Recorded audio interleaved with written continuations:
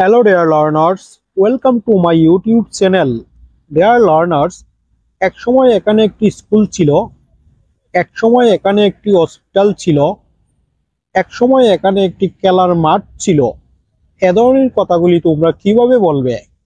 Dear learners, এ ধরনের কথাগুলি বলতে হলে তোমরা there used to be বলবে, তারপর বাকি অংশটুকু বলবে।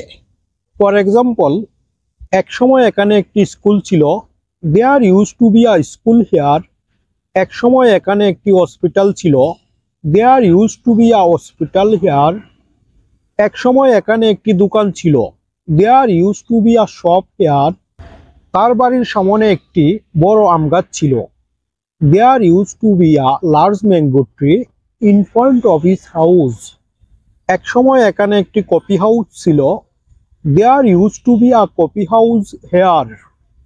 এক সময় এখানে একটি ক্রিকেট স্টেডিয়াম ছিল, there used to be a cricket stadium here.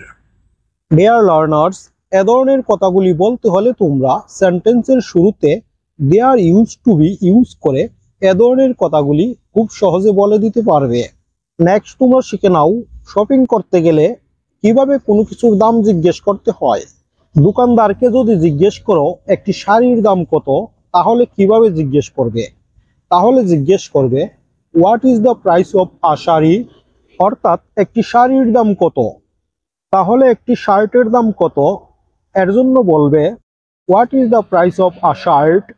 দুটি বার্গার্সের দাম কত, what is the price of two burgers. দুইটি বইয়ের দাম কত, what is the price of two books. 10টি ডিমের দাম কত, what is the price of 10 eggs.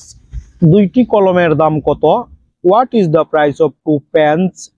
একটি আইফোন 16 প্রো এর দাম কত, what is the price of an iPhone 16 pro. Dear learners, এরকম করে কোনো কিছুর দাম জানতে চাইলে তোমরা প্রথমেই what is the price of এইটুকু বলবে, তারপর যে জিনিসটির দাম জানতে চাও সেটি বলবে। ডিয়ার লার্নার্স, আশা করছি ভিডিওটি তোমাদের ভালো লেগেছে। আর এই ভিডিওটি যদি তোমাদের ভালো লেগে থাকে তাহলে আমার চ্যানেলটি সাবস্ক্রাইব করে আমার সাথে যুক্ত থাকো, আর লাইক কমেন্ট এন্ড শেয়ার করো। আজ পর্যন্তই, ভালো থাকো সবাই। আল্লাহ হাফেজ।